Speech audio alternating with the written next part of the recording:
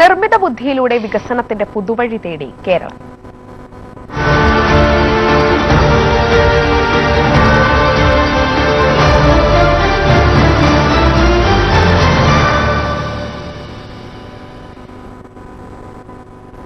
സംസ്ഥാനത്തിന്റെ വ്യവസായ നയത്തിൽ നിർമ്മിത ബുദ്ധി മുൻഗണനാ വിഷയമാക്കി സമഗ്ര AI നയം പ്രഖ്യാപിക്കുമെന്ന് സംസ്ഥാന സർക്കാർ. ജൻ AI കോൺക്ലേവ് മാതൃകയിൽ ഓഗസ്റ്റ് 24-ന് റോബോട്ടിക് റൌണ്ട് ടേബിൾ സംഘടിപ്പിക്കും. 2 ദിവസം നീണ്ടുനിന്ന രാജ്യത്തെ ആദ്യത്തെ അന്താരാഷ്ട്ര ജൻ AI കോൺക്ലേവിന് കൊച്ചിയിൽ സമാപനമായി. സംസ്ഥാനത്തിന്റെ വ്യവസായ നയത്തിൽ നിർമ്മിത ബുദ്ധി മുൻഗണനാ വിഷയമാക്കി കോൺക്ലേവ് നയപ്രഖ്യാപനത്തോടെയാണ് കൊച്ചിയിൽ നടന്ന 2 ദിവസം നീണ്ട രാജ്യത്തെ ആദ്യ അന്താരാഷ്ട്ര ജനറേറ്റീവ് AI കോൺക്ലേവ് സമാപിച്ചത്. AI അധിഷ്ഠിത മേഖലകളിൽ സർക്കാരിന്റെ പൂർണ്ണ പിന്തുണയും നയപ്രഖ്യാപനം ഉറപ്പു നൽകുന്നു. IT ഭീമൻ IBM-ഉമായി സഹകരിച്ച AI വിദ്യാഭ്യാസത്തിന് ഊന്നൽ നൽകാനും തീരുമാനമുണ്ട്. Conclave declaration, it consists of 7 parts. 1. AI policy. AI sector has been identified as a priority sector in the present industrial policy. In tune with this, a dedicated AI policy complying with the ESG goals for the state shall be announced during this fiscal year itself. August 24-ന് കൊച്ചിയിൽ international robotics round table സംഘടിപ്പിക്കുമെന്നും മന്ത്രി P. Rajeev പറഞ്ഞു. Robotics ഉൾപ്പെടെ 12 വിവിധ മേഖലകളിലും round table നടത്തും. IBM-ഉമായി ചേർന്ന സംസ്ഥാന സർക്കാർ നടത്തിയ ജൻ AI കോൺക്ലേവിൽ വിവിധ രാജ്യങ്ങളിലെ പ്രതിനിധികളടക്കം 2000-ലധികം പേരാണ് പങ്കെടുത്തത്.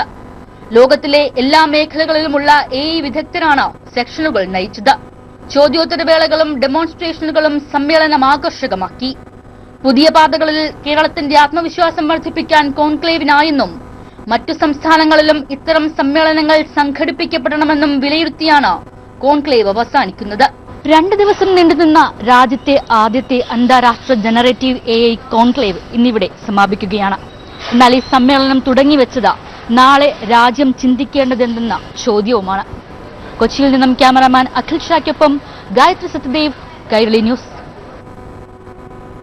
AI ലോകക്രമത്തിൽ നാളെ മറ്റ് ഇന്ത്യൻ സംസ്ഥാനങ്ങളും ലോകരാജ്യങ്ങളും ചെയ്യേണ്ട കാര്യങ്ങളാണ് ഇന്ന് കേരളം ചെയ്യുന്നതെന്ന് വിലയിരുത്തിയാണ് രാജ്യത്തെ ആദ്യ അന്താരാഷ്ട്ര ജൻ AI കോൺക്ലേവ് കൊച്ചിയിൽ സമാപിക്കുന്നത്.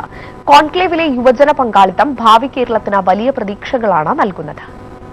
ഭാവിയെ സൃഷ്ടിക്കാനുള്ള സ്വപ്നം പോലെ മറ്റൊന്നില്ലെന്ന മഹാനായ ഫ്രഞ്ച് കവി വിക്ടർ ഹ്യൂഗോ.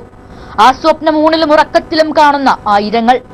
ലോകത്തെ തന്നെ ആദ്യത്തെ ജനറേറ്റീവ് AI കോൺക്ലേവ് എന്ന് വിശേഷിപ്പിക്കപ്പെടുന്ന കൊച്ചി കോൺക്ലേവ് സമാപിക്കുമ്പോൾ അത് കേരളത്തിന് നൽകുന്നത് അതിരറ്റ ആത്മവിശ്വാസമാണ്. കോൺക്ലേവിൽ പങ്കെടുത്ത ആളുകളുടെ ശരാശരി പ്രായം 26.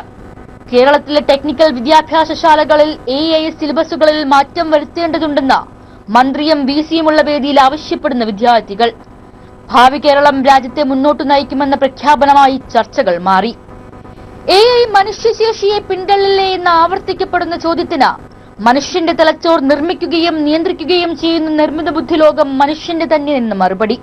Actually, AI will not replace humans. Actually, humans with AI will replace humans without AI. That will be the slogan, or that will be the impact of Gen AI.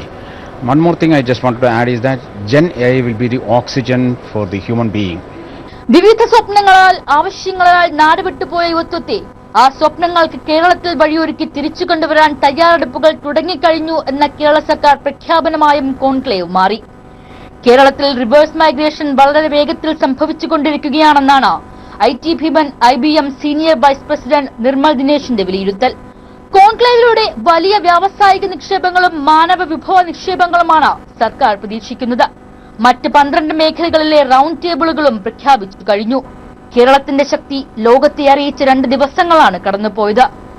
ഈ അവസരം പരമാവധി പ്രയോജനപ്പെടുത്താൻ കഴിഞ്ഞുവെന്നും പുതിയ ലോകത്ത് നമ്മൾ പിന്നോട്ടാകില്ലെന്ന് മാത്രമല്ല മുന്നിൽ നിന്ന് നയിക്കുമെന്നും കോൺക്ലേവ് പ്രതിനിധികളുടെ സാക്ഷ്യം.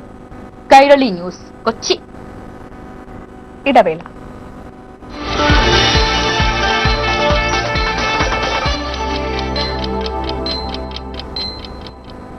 Swiss and PVC